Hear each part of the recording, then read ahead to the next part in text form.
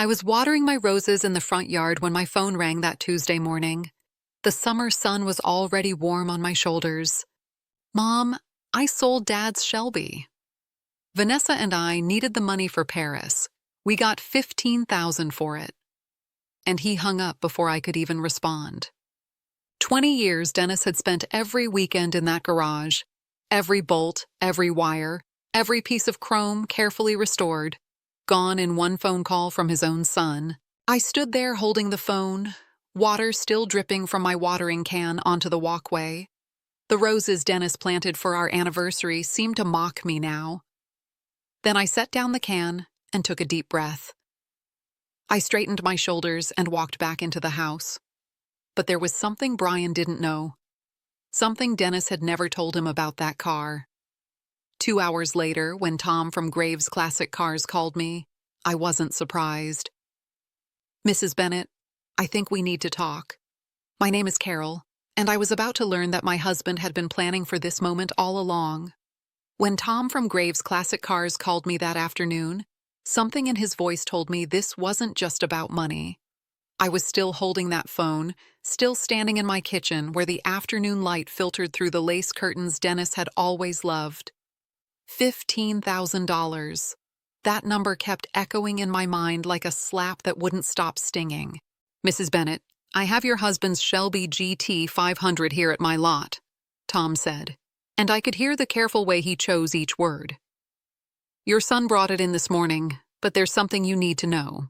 Dennis left me specific instructions about this car.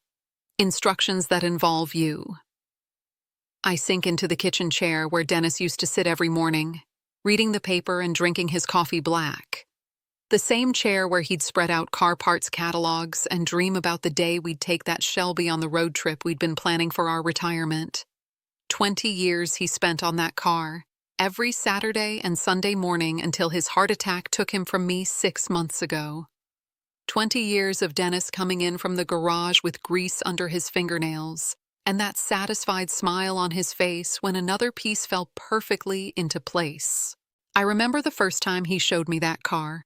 It was 1995, and we'd driven 3 hours to look at what he called a diamond in the rough. The owner was an old man named Frank, who'd kept it in his barn for 15 years, too afraid to let anyone work on it. When Dennis lifted that dusty tarp, I saw a rusted shell of what had once been beautiful. The chrome was pitted, the paint was gone in places, and there were holes in the floor you could put your fist through. "Carol, look past what you see," Dennis had whispered to me that day, his eyes shining with possibility. "This isn't just a car. This is a 1967 Shelby GT 500. They only made 2,048 of these. But more than that, this is going to be our project. When I retire, we're going to drive this beauty across the country. You, me, and the open road." I'd laughed then, thinking he was crazy to see anything worthwhile in that heap of metal. But Dennis had vision where I saw rust. He had dreams where I saw impossibility. And slowly, weekend by weekend, year by year, he proved me wrong. The rusted shell became gleaming metal. The torn interior became supple leather. The silent engine became a purring beast that could make the whole garage shake when he finally got it running. During those 20 years, I learned that the car wasn't just Dennis's hobby. It was his meditation, his escape, his way of working through problems. When his father died, he spent 3 months perfecting the paint job. When Brian went through his divorce, Dennis rebuilt the entire transmission. When the doctors told us about his high blood pressure, he handcrafted every piece of the interior. That car held 20 years of Dennis's emotions, his victories, his grief, his hope for our future together. The last conversation we had about the Shelby was just 2 weeks before his heart attack. We were sitting on the back porch after dinner, watching the sunset, and Dennis reached over to take my hand. "Carol, I've been thinking about something," he'd said in that serious voice he used when he was working up to something important.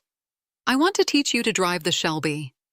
Really drive it, not just around the block. I want you to feel what that engine can do, understand what we built together." I'd protested that I was too old to learn to handle a muscle car, but Dennis had been insistent. "Promise me," he'd said, squeezing my hand. "Promise me that if something happens to me, you won't just let that car sit in the garage. It's meant to be driven, Carol. It's meant to be alive." I'd promised, thinking we had years ahead of us for driving lessons and road trips.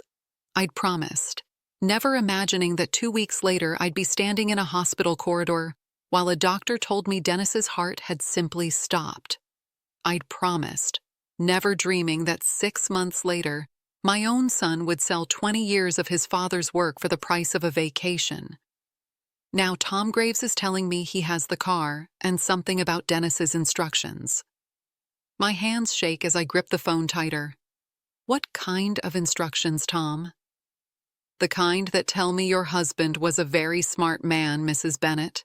The kind that tell me he saw something coming that he wanted to protect you from. Can you come down to my lot this afternoon? There are things I need to show you, things Dennis left specifically for you. And, Mrs. Bennet, don't tell anyone you're coming. Dennis was very clear about that part too. After I hang up, I sit in that kitchen for a long time, remembering. I remember the sound of Dennis's drill press on Saturday mornings. I remember the smell of metal polish and leather conditioner that clung to his clothes.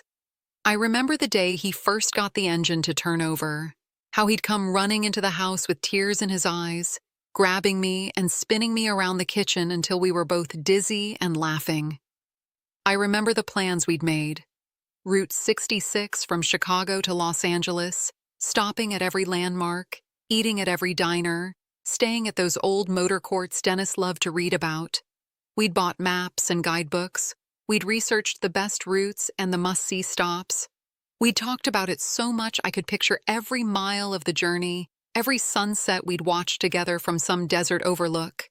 But more than the memories, I remember something else.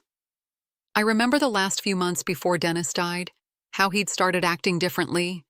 He'd spend extra time in his office after dinner, making phone calls with the door closed. He'd started asking me questions about our finances, about the house, about what I'd want to do if I was ever living alone. At the time, I'd thought he was just being practical, planning for a future neither of us wanted to think about. Now, sitting in this empty kitchen with Tom Graves' words echoing in my mind, I realized Dennis might have been planning for something much more specific. Something involving our son, Brian, and his new wife, Vanessa, who'd appeared in our lives just 8 months ago like a whirlwind of charm and expensive tastes. I think about Brian's phone call this morning, how casual he'd sounded when he told me he'd sold his father's life work, how he'd hung up before I could respond, as if my feelings didn't matter at all. I think about the way Vanessa had looked at our house during her first visit, her eyes calculating as she took inventory of everything Dennis and I had built together. I think about her comments about how dangerous it was for me to be living alone in such a big old house, and how I really should consider something smaller, more manageable. At the time, I'd thought she was just being helpful, just showing concern for her new mother-in-law.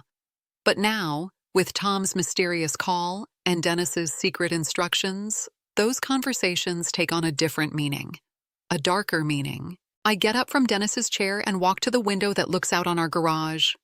The door is still open from this morning when I discovered the empty space where the Shelby should be. 20 years of weekends, and now just oil stains on the concrete floor and the faint smell of metal polish lingering in the air. But if Tom Graves has the car, and if Dennis left instructions about it, then maybe this story isn't over yet. Maybe my husband, who spent 2 decades slowly transforming a rusted shell into something beautiful, had been working on one more project. Maybe he'd been planning one more restoration, one that had nothing to do with cars and everything to do with protecting the family he loved. I grab my purse and keys. It's time to find out what Dennis was really working on in those final months. It's time to discover what he saw coming that made him prepare instructions for a car dealership owner I've never met. It's time to learn what my husband knew about Brian and Vanessa that he never told me. As I drive across town to Tom Graves' lot, I realize that $15,000 isn't just the price Brian got for selling his father's car. It's the cost of whatever Vanessa has been planning, the down payment on something much bigger than a trip to Paris, And if Dennis left instructions with Tom Graves, then my husband figured out what that something was. The afternoon sun beats down on my windshield as I navigate through traffic, but I feel cold inside, cold and angry and determined.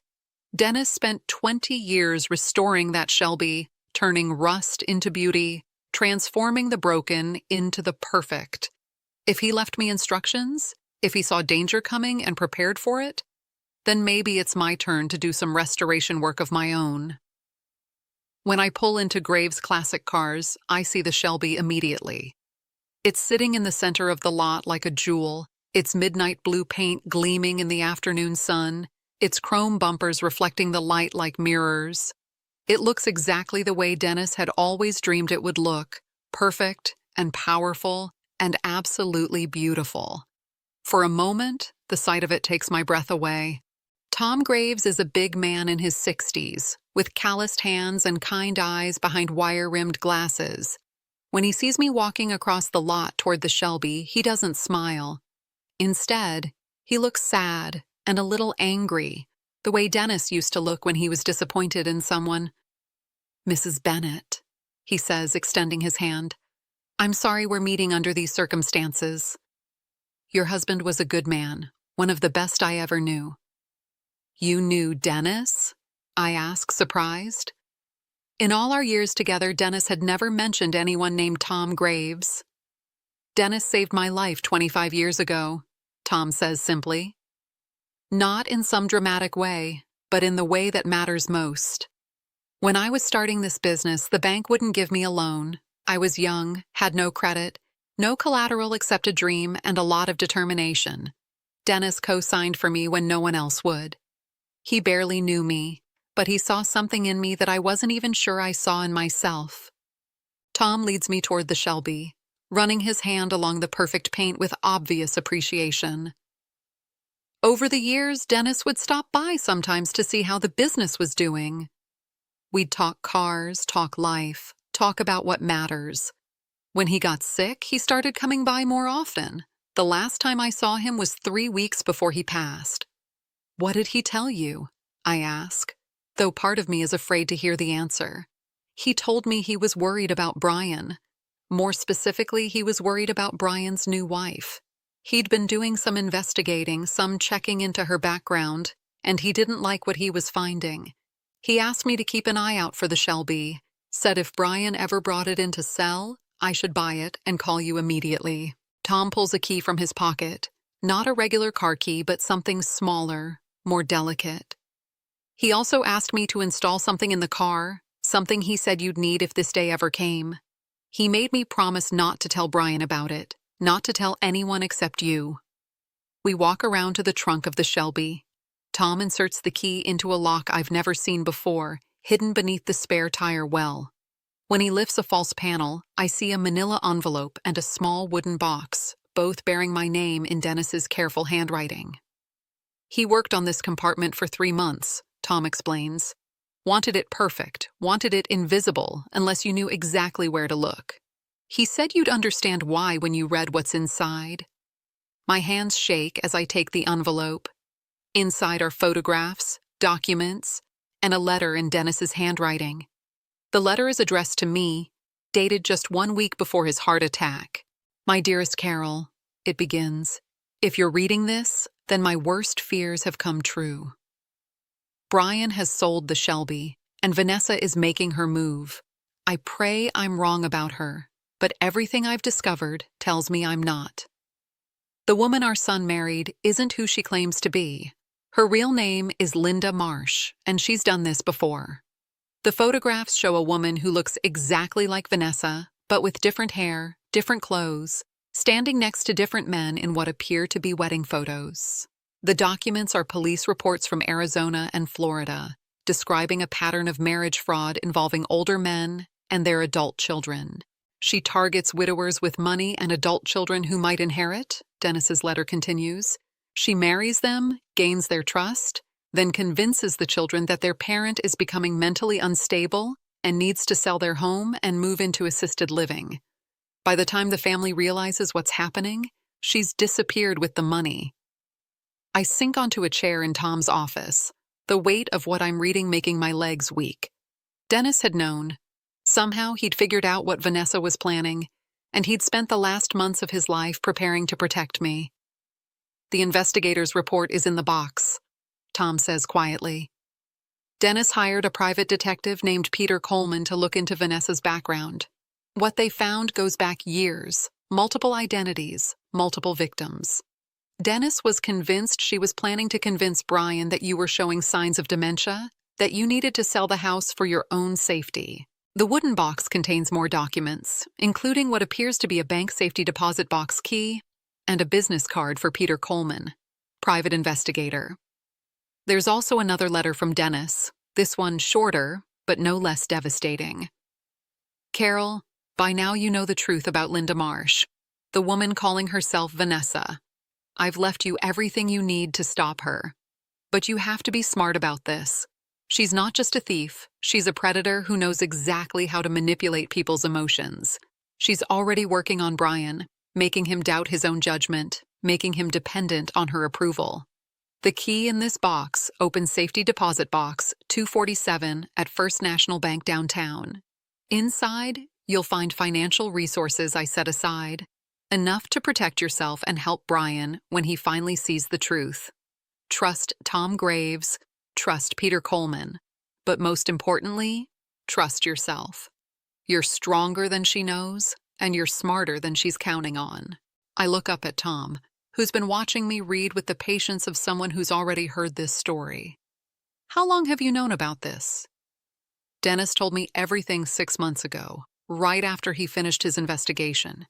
He showed me the police reports, the photographs, the investigators' findings. He was heartbroken, Mrs. Bennett. Not just because of what Vanessa was planning, but because he knew it would destroy Brian when the truth came out. Tom hands me a tissue, and I realize I've been crying without knowing it. Your husband loved that boy more than his own life, but he loved you too. He wasn't going to let anyone hurt you, not even his own son's poor judgment. The afternoon sun slants through the office windows as I sit there, absorbing the full scope of what Dennis discovered. My husband, who spent 20 years patiently restoring a classic car, had spent the final months of his life patiently gathering evidence to protect his family. He'd seen through Vanessa's act, recognized the danger she represented, and put together a plan to stop her. But the plan depended on me. It depended on my strength, my intelligence, my willingness to take action when the moment came. Dennis had given me the tools, but I had to use them. What happens next? I asked Tom. That depends on how you want to handle this, he replies. Your husband left very specific suggestions, but he was clear that the decision had to be yours.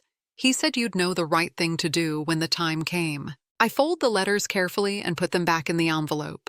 The photographs and police reports follow, along with the business card and the bank key.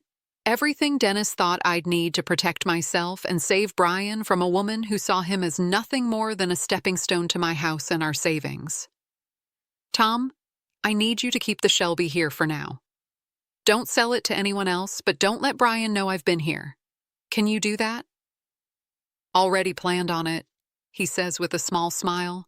Your husband paid me enough to keep that car for 6 months if necessary. He said you'd need time to handle this properly.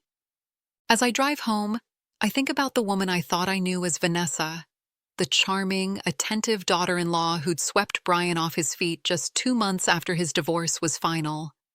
The woman who'd insisted on a quick wedding, who'd moved into Brian's apartment and immediately started talking about our future together. The woman who'd asked so many questions about my house, my finances, my daily routine. She hadn't been making conversation. She'd been conducting reconnaissance.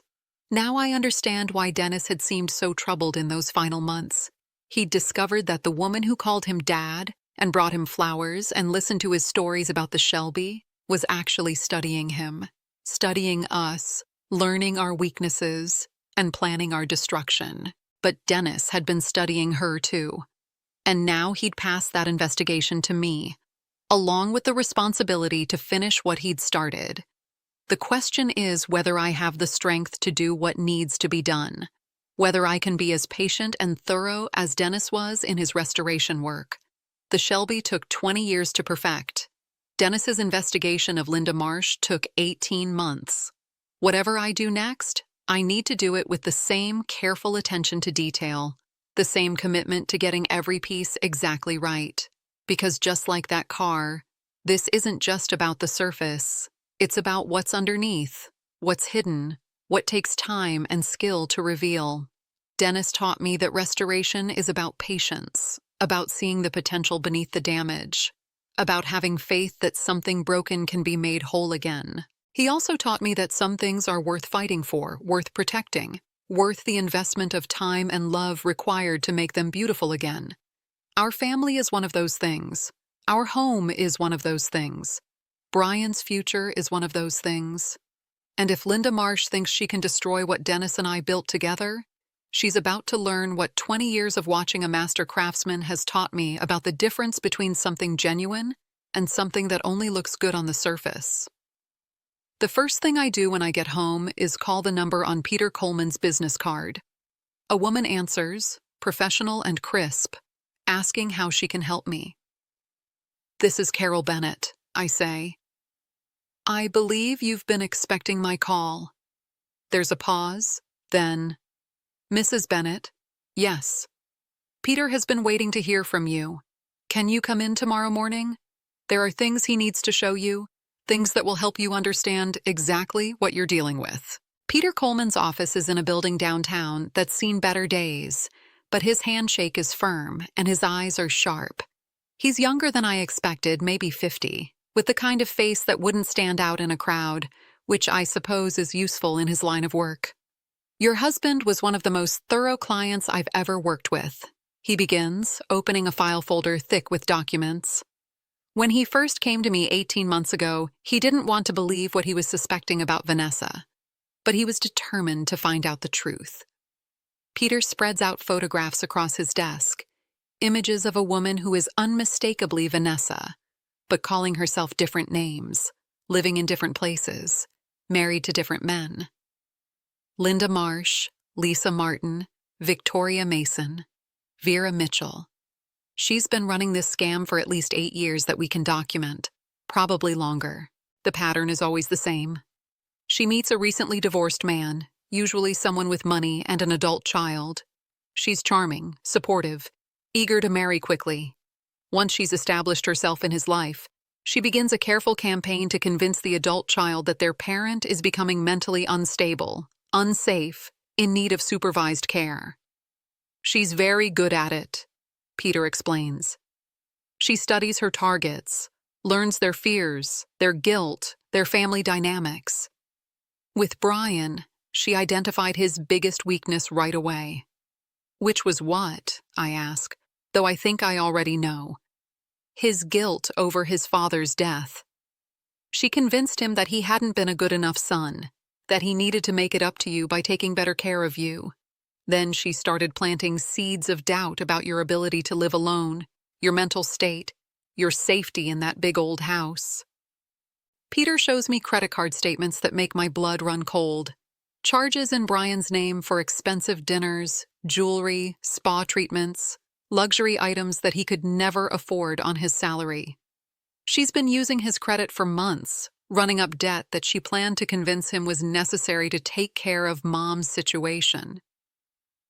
The most chilling document is a printout from an online forum where Linda Marsh, under the username Vanessa B 2019, had been seeking advice on dealing with elderly parents who refuse to accept help. The responses from other users gave detailed advice on how to document incidents that could be used to prove incompetence, how to find doctors who would support a dementia diagnosis, how to navigate the legal system to gain control of an elderly person's assets. "She wasn't just planning to take your house," Peter explains. "She was planning to have you declared mentally incompetent, sell your property, move you into the cheapest care facility she could find, and disappear with the rest of the money." I sit back in his chair, overwhelmed by the scope of Linda's plan and the coldness of its execution. This wasn't just theft, it was systematic destruction of everything Dennis and I had built together. Your husband understood what he was up against. Peter continues. That's why he was so methodical about gathering evidence, why he insisted on having a backup plan for every scenario. He knew that when the time came to expose her, there couldn't be any holes in the case. Peter hands me another folder, this one containing financial records and legal documents. Dennis also knew that Brian would need help recovering from this, both financially and emotionally. That's why he liquidated some investments and put the money in that safety deposit box.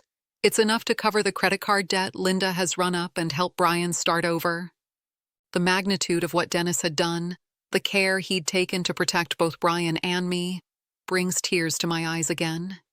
Even facing his own mortality, even dealing with his broken heart over Brian's situation, he'd found the strength to investigate, plan, and prepare for a battle he wouldn't live to fight himself. What do I do now? I ask. We wait, Peter says. Linda and Brian are in Paris for another week. When they come back, she's going to make her move. Your husband's notes suggest she'll probably start by creating some kind of incident that makes Brian worry about your safety, then push him to have you evaluated by a doctor she's already researched and probably contacted. Peter leans forward, his expression serious. Mrs. Bennett, this woman is dangerous not because she's violent, but because she's smart and experienced and completely without conscience. She's destroyed other families, left other elderly people homeless and broken. Your husband's investigation gives us everything we need to stop her, but we have to be careful about how we do it. Over the next hour, Peter explains the plan Dennis had outlined in his final notes. It's complex but elegant, designed not just to expose Linda, but to do it in a way that would allow Brian to save face and recover from what would inevitably be a devastating betrayal. Your husband loved Brian more than his own life, Peter says as I prepare to leave. But he loved you too, and he wasn't going to sacrifice your safety for Brian's pride. Everything he did was designed to protect you both. As I drive home with Peter's evidence files in my purse, I think about the different kinds of restoration work Dennis had taught me. There was the obvious kind, the patient removal of rust and replacement of worn parts. But there was also the deeper work, the kind that required understanding the original design, respecting the craftsmanship, honoring the intention of the creator.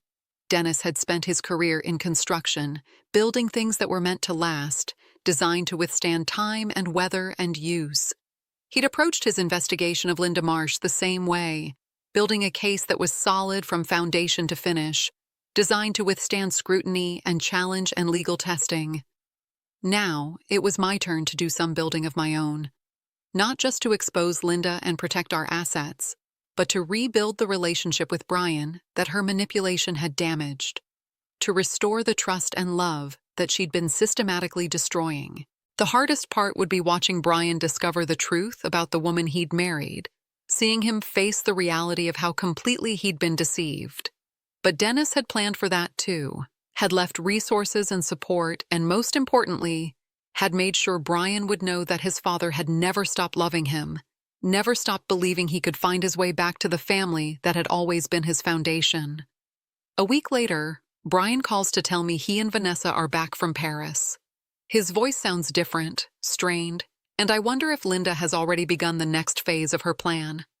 Mom, Vanessa thinks you and I should have dinner together just to catch up. Would Sunday work for you?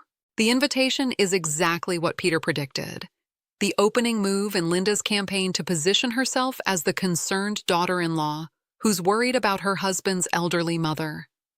I agree to Sunday dinner, keeping my voice light and pleasant, giving no indication that I know what's really happening. Wonderful, Brian says, and I can hear Linda coaching him in the background. And Mom? Vanessa suggested you might want to think about having someone look at that old electrical system in your house. She's worried about fire hazards. There it is, the first seed of doubt about my safety, the beginning of the narrative that will justify what comes next. I tell Brian I'll think about it and hang up, my hands shaking with anger and determination. Sunday arrives gray and drizzly, matching my mood as I prepare for what I know will be a performance on Linda's part and a test of my own acting abilities. I dress carefully, choosing clothes that make me look healthy and alert, nothing that could be interpreted as confusion or decline. When Brian and Linda arrive, she's immediately solicitous, commenting on how tired I look, how worried she is about me living alone in such a big house. She brings flowers and insists on helping with dinner, using the opportunity to explore my kitchen and make subtle observations about my organization, my memory, my daily routines. "Carol, you seem a little scattered today," she says when I can't immediately find the salad tongs. "Are you sure you're getting enough sleep? Sometimes when we're under stress, our minds just don't work the same way." I smile and thank her for her concern, but inside I'm noting every comment, every subtle dig, every attempt to plant doubt in Brian's mind. She's good at this, much better than I expected. If I didn't know what she was really doing, I might actually believe she cared about my well-being. During dinner, Linda steers the conversation toward my finances, my health, my plans for the future. She asks innocent-sounding questions about whether I've updated my will lately, whether I've thought about what would happen if I had a medical emergency, whether I've considered the wisdom of an elderly woman living alone in such an isolated house. Brian listens to all of this with growing concern, and I can see Linda's strategy working exactly as she'd planned. She's not telling him I'm incompetent. She's letting him reach that conclusion himself based on the evidence she's carefully presenting. After dinner, while Brian is loading the dishwasher, Linda asks to use the bathroom. I direct her to the downstairs powder room, but instead of going there, she heads toward Dennis's home office. I follow quietly and find her rifling through his desk drawers, photographing documents with her phone. "Looking for something?" I ask from the doorway. She startles but recovers quickly, smiling that charming smile that had fooled us all. "Oh, Carol, I was just looking for some aspirin." Brian mentioned Dennis kept some in his desk. "The medicine cabinet in the bathroom would be a better place to look," I say mildly. But we both know what just happened. She was gathering intelligence, documenting assets, building her case for why I needed to be relieved of the responsibility of managing my own affairs. When they leave, Linda hugs me with what seems like genuine affection. "Carol, I hope you know how much I care about you. If you ever need anything at all, please don't hesitate to call. Family has to look out for each other." The next morning, Brian calls bright and early. "Mom, Vanessa and I were talking last night, and we're both really worried about you. Maybe it's time to think about getting some help around the house, or maybe consider moving into one of those nice senior communities where you'd have people around, activities, support if you need it." It's happening exactly as Peter predicted, exactly as Dennis's notes had outlined. Linda has identified the pressure points, applied exactly the right amount of influence, and now Brian is genuinely convinced that he's acting out of love and concern for his mother's well-being. "I appreciate your concern, honey," I tell him, "but I'm not ready to make any big changes right now. Let me think about it." "That's just it, Mom." Sometimes we're not the best judges of our own situation.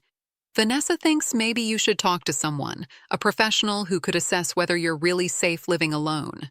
The word assess sends chills down my spine. Peter had warned me this would be Linda's next move, finding a doctor who would support her narrative about my declining mental state. I tell Brian I'll consider it and hang up, knowing the time has come to act on Dennis's plan. That afternoon, I drive to the bank downtown and use Dennis's key to open safety deposit box 247. Inside, along with the stock certificates worth $342,000 that Peter had mentioned, I find one more letter from Dennis. This one is different from the others, more personal, more emotional. "My darling Carol," it reads, "if you're reading this letter, then Linda Marsh has made her move and you're preparing to fight back. I want you to know how proud I am of you, how much faith I have in your strength and intelligence. The woman I married 43 years ago was brave enough to take a chance on a young construction worker with big dreams.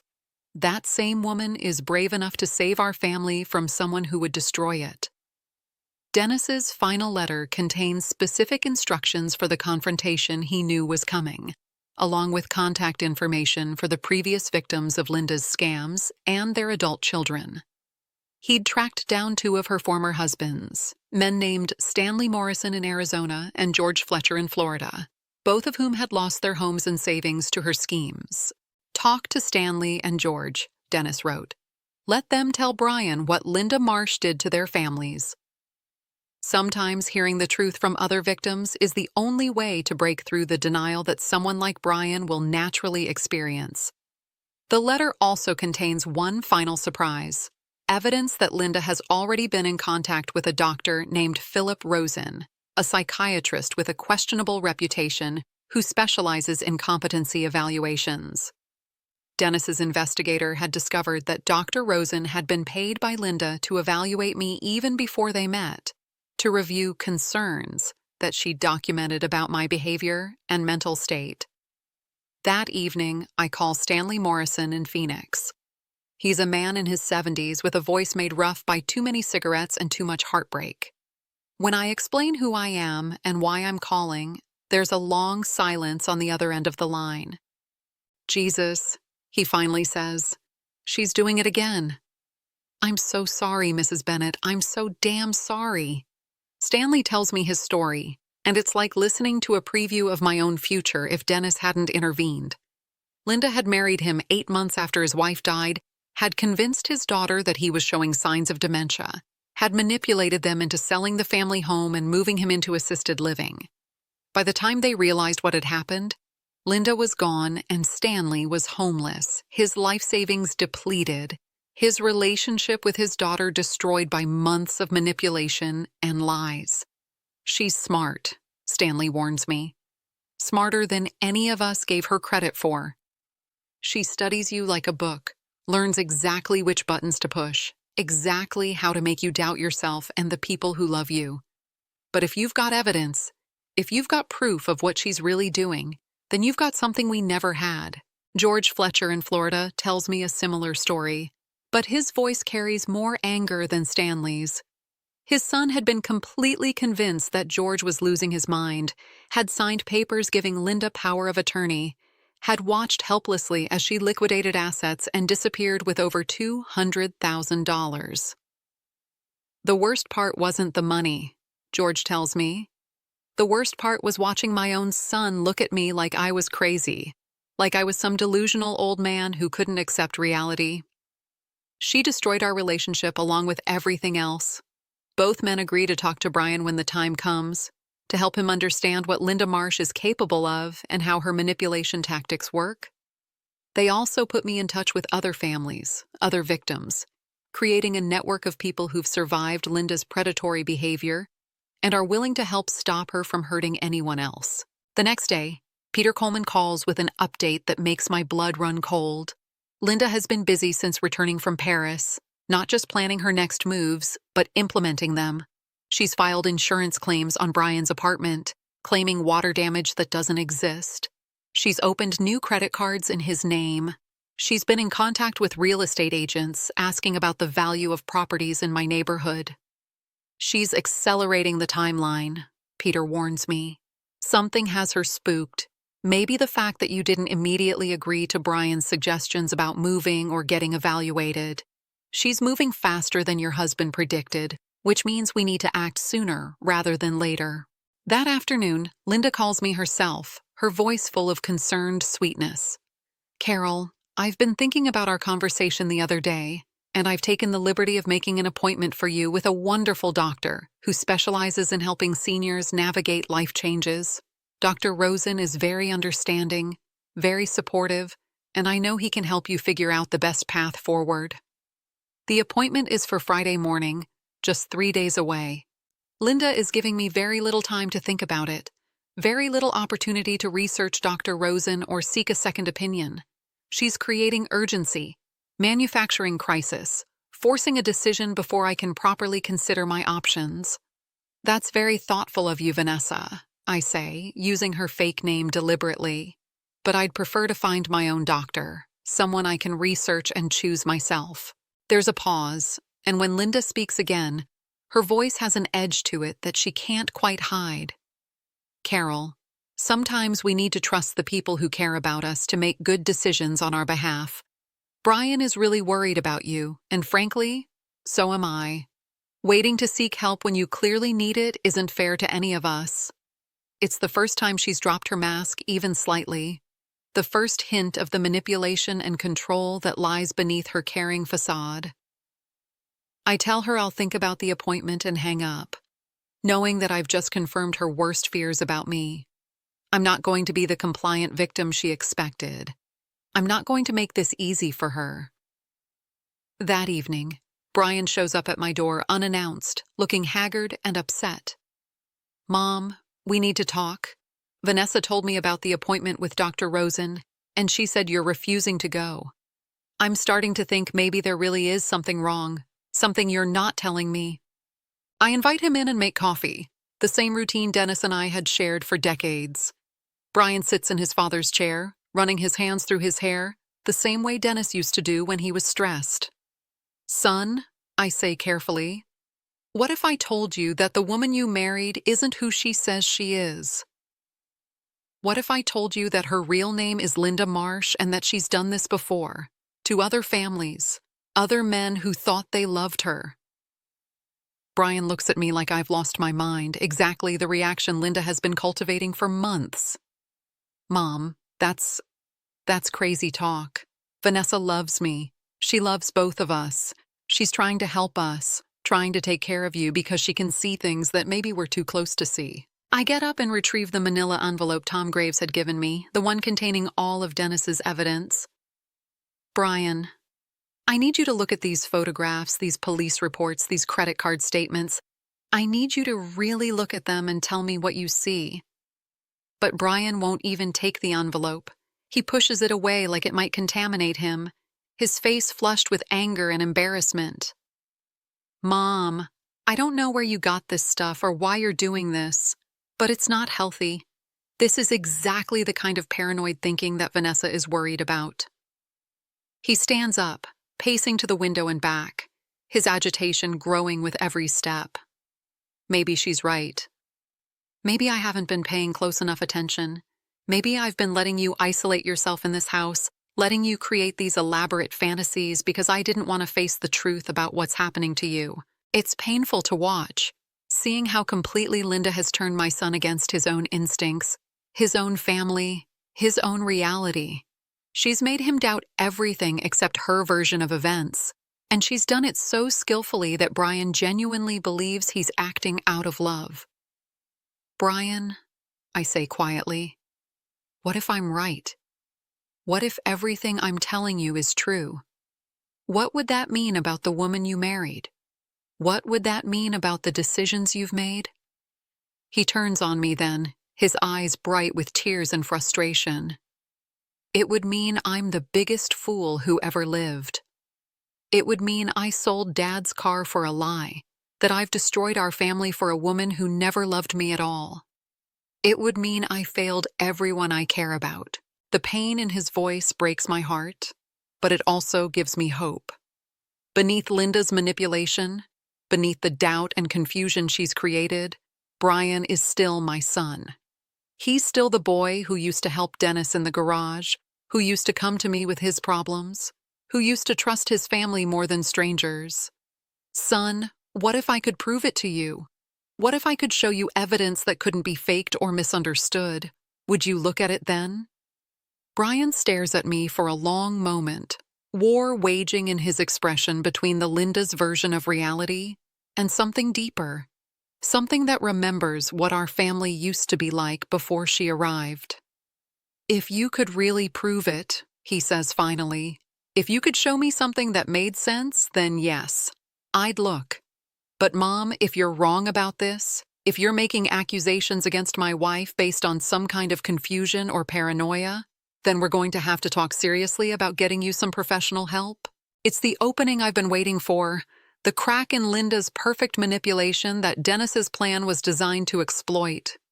I nod, knowing that everything depends on what happens next, knowing that I have one chance to save both Brian and myself from the destruction Linda Marsh has planned for our family. "All right," I tell him, "give me until Friday. Let me show you everything your father discovered before he died.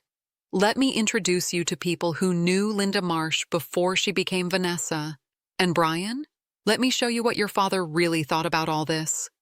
Brian agrees reluctantly, and I can see him already preparing to humor what he's convinced will be the delusional ramblings of a confused elderly woman. But that's exactly what Dennis had expected. Exactly what his plan had accounted for. Sometimes the truth requires patience, requires the right timing, requires the perfect presentation to break through layers of deception and self-doubt. As Brian leaves, I call Peter Coleman and tell him it's time to execute the final phase of Dennis's plan. Time to bring Linda Marsh's carefully constructed house of cards tumbling down around her. Wednesday morning, I call Stanley Morrison and George Fletcher, asking them to be available for phone calls on Friday afternoon. I contact Tom Graves and ask him to have the Shelby ready for a very special viewing.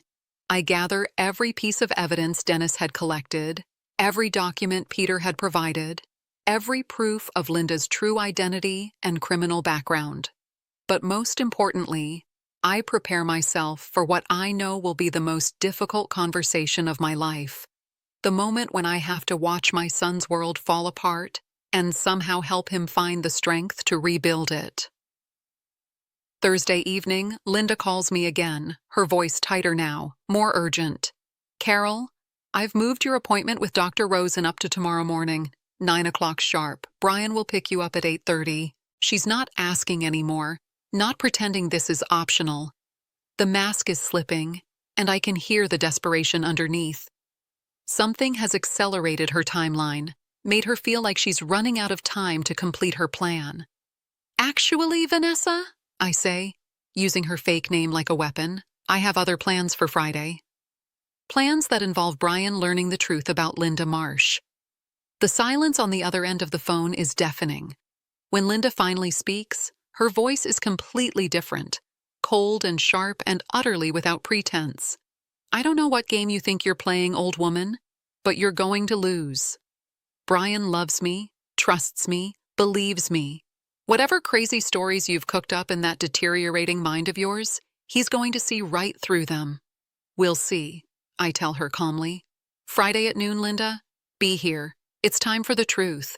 I hang up before she can respond, my heart pounding, but my resolve stronger than ever. Dennis had prepared me for this moment, had given me everything I needed to expose Linda Marsh and save what remained of our family. Friday morning arrives bright and clear, the kind of spring day Dennis always loved. I dress carefully, choosing clothes that make me look competent and alert, nothing Linda can later use to support her narrative about my declining mental state. At 11:30, Brian arrives alone.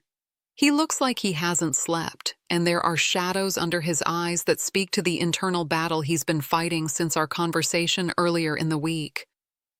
"Mom," he says as he comes through the door, "Vanessa is really upset about whatever you said to her last night. She thinks you're having some kind of breakdown, that we need to have you evaluated immediately." "Where is Vanessa now?" I ask. "She's at home, packing. She says if you're going to make wild accusations about her, she can't be around to watch you destroy yourself. She's talking about leaving town, maybe permanently." The news that Linda is preparing to run confirms what Peter Coleman had predicted.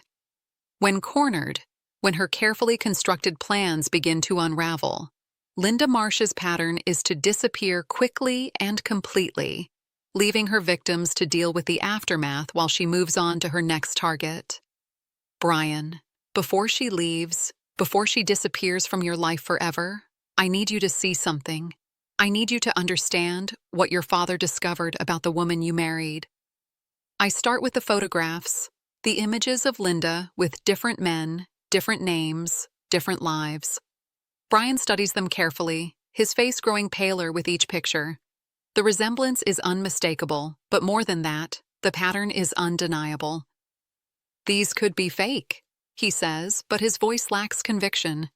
I show him the police reports, the credit card statements, the documentation of Linda's previous marriages, and the financial devastation she'd left in her wake. With each piece of evidence, I watch something die in Brian's eyes and something else something harder and more determined, take its place. When I dial Stanley Morrison's number, Brian listens in stunned silence as the old man tells his story.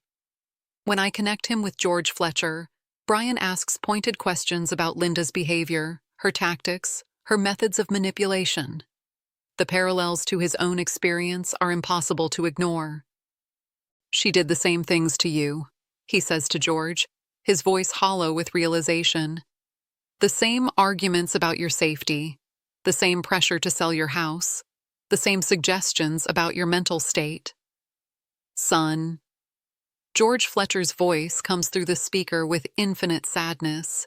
"She's been perfecting this routine for years. By the time she got to you, she knew exactly how to push every button, exactly how to make you doubt everyone except her." Finally, I show Brian the investigator's report detailing Linda's use of his credit cards, her contact with Dr. Rosen, her inquiries about our house's value. The financial exploitation is documented down to the last detail. Thousands of dollars in charges he never authorized, debt he never agreed to take on.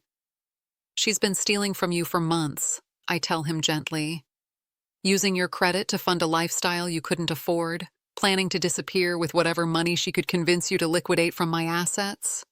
Brian sinks into Dennis's chair, the weight of the evidence finally breaking through Linda's careful conditioning. "Dad knew all this? Dad figured it out?" I hand him Dennis's letter, the one addressed to him specifically, the one I'd been saving for this moment. Brian reads it with tears streaming down his face, Dennis's words of love and forgiveness and understanding washing over him like a benediction. "Your father never blamed you," I tell him. "He understood how skilled she was, how completely she'd deceived you. He spent the last months of his life not judging you, but protecting you, making sure you'd have a way back to the family that loves you." At 12:15, Linda arrives as I knew she would. She's too invested in her plan, too convinced of her own superiority, to leave without making one final attempt to salvage her scheme. She comes through the door like a whirlwind, beautiful and charming, and utterly confident in her ability to control the narrative. "Brian, honey, what are you doing here?" "I thought we agreed your mother needed professional help, not more opportunities to spread her paranoid fantasies." But when she sees the evidence spread across the coffee table, when she sees Brian's tear-stained face and the investigator's reports with her photograph on the cover, her expression changes. The mask slips completely, and for the first time, I see Linda Marsh without her Vanessa disguise. "Well," she says, her voice flat and cold, "I guess the old bitch is smarter than she looks." Brian stares at her in shock, hearing his beloved wife's voice, but seeing a stranger's face, a predator who's been exposed and no longer needs to pretend. "Linda," I say, using her real name deliberately, "it's over. We know who you are, we know what you've done, and we know what you are planning to do to this family." Linda laughs, a sound without warmth or humor. "You people have no idea what you're dealing with. I've been running this game for a decade, and I've never been caught, never been prosecuted, never been stopped." She turns to Brian, and now her voice carries pure contempt. "Did you really think someone like me could love someone like you? A middle-aged divorced man with credit problems and daddy issues? You were a means to an end, Brian. A stepping stone to your mother's house and bank account." Brian flinches like he's been physically struck, but I can see something hardening in his expression, the shock giving way to anger and the anger giving way to resolve. "Get out," he tells her quietly. "Get out of this house and don't come back." "Oh, I'm leaving," Linda says, gathering her purse and keys. "But don't think this is over. I'll disappear, I'll reinvent myself, and I'll do this again somewhere else. You can't stop me, and you can't undo what I've already taken from this family." She's almost to the door when Peter Coleman appears on the front porch, flanked by 2 police officers.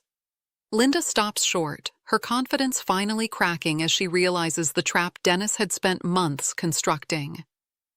"Linda Marsh," Peter says formally. You're under arrest for fraud, identity theft, and conspiracy to commit elder abuse. Linda tries to run, but there's nowhere to go. The officers take her into custody while she screams accusations and threats, claiming we've framed her, that she's the real victim, that this is all some elaborate conspiracy against an innocent woman who only wanted to help her family. But her protests fall on deaf ears. The evidence against her is overwhelming, accumulated over months of careful investigation by Dennis and Peter, corroborated by multiple victims across multiple states. As they lead her away in handcuffs, I feel a sense of completion, knowing that Dennis's final project has been successfully finished. Brian and I sit in the living room after everyone leaves, surrounded by the evidence of Linda's deception, but also by the proof of Dennis's love and protection. The silence between us is comfortable now, no longer weighted with suspicion and manipulation.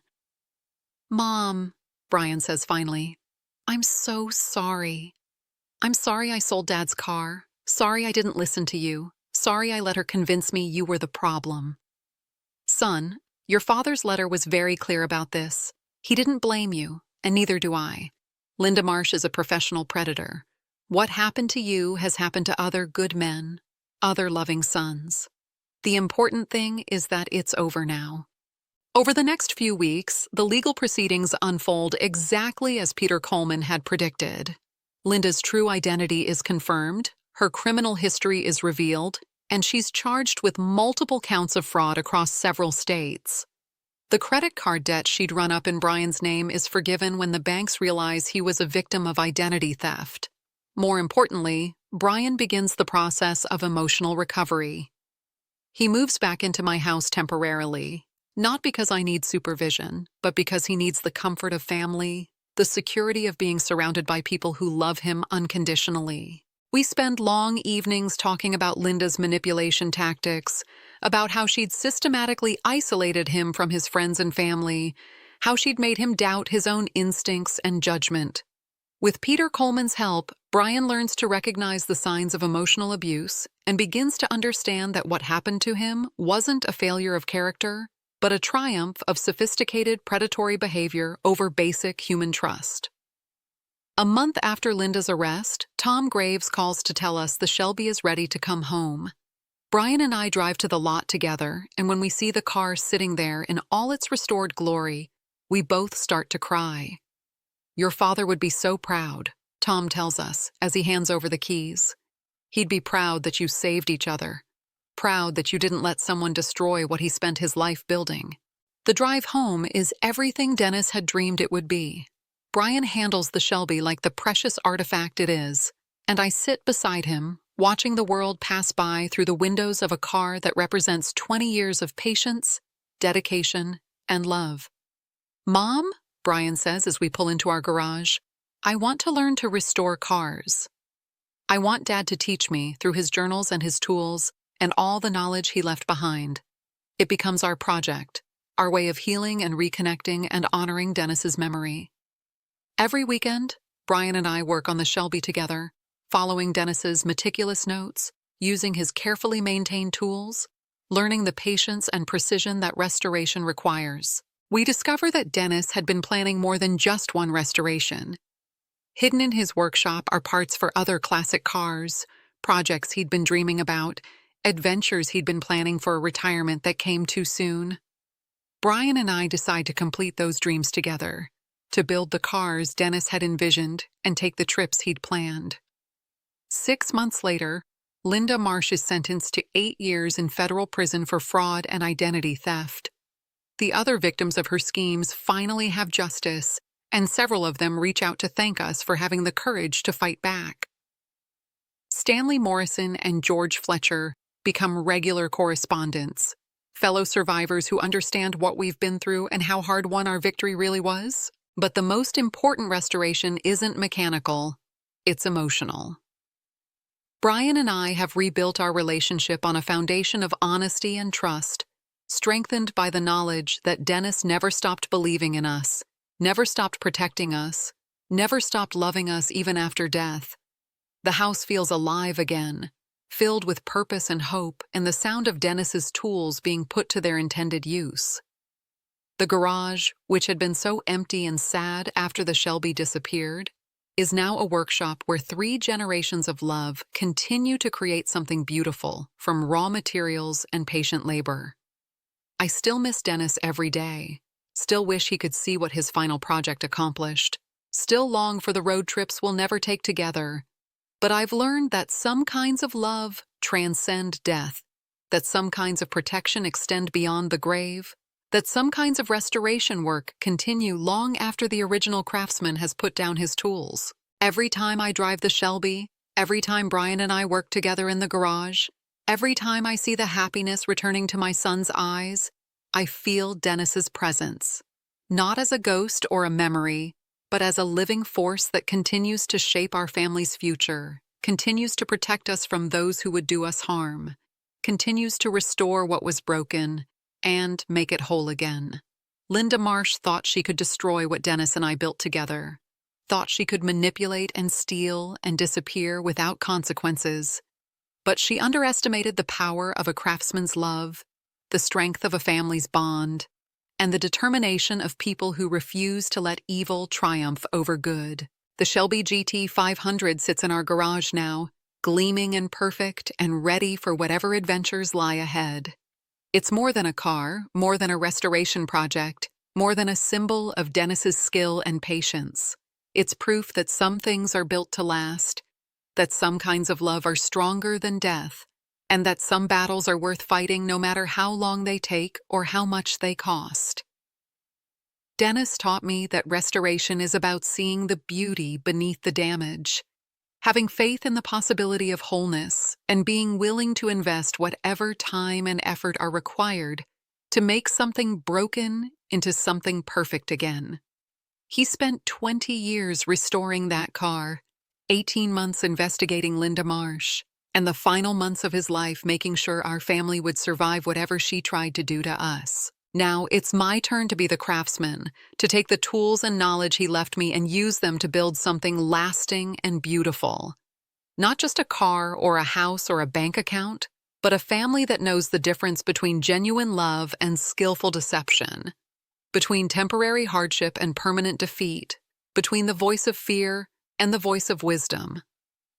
Every morning when I wake up in the house Dennis and I shared for so many years, every afternoon when I see Brian working in the garage with his father's tools, every evening when we sit together planning our next restoration project, I remember what Dennis wrote in his final letter.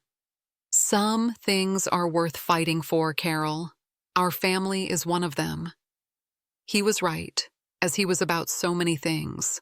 And because he fought for us, because he prepared us, because he loved us enough to keep protecting us even after death, we won. We saved each other, we saved our home, we saved the legacy he'd spent a lifetime building. The Shelby GT 500 is ready for the road now, restored to better than perfect condition through the patient labor of a man who understood that real value isn't measured in money, but in love, dedication, and the willingness to see a project through to its completion. When I drive it, I carry Dennis with me, along with the knowledge that some kinds of restoration work never really end. They just continue in new hands, guided by the same principles, driven by the same love, aimed at the same goal of making broken things whole again. Sometimes the greatest gifts come from the people we've lost, wrapped in protection we never knew we had. Dennis may be gone, but his love continues to restore our family, one careful piece at a time. And that's how this chapter of my story came to a close. If it touched your heart the way it touched mine, I'd be grateful if you'd subscribe. There are so many more stories of resilience and hope to share.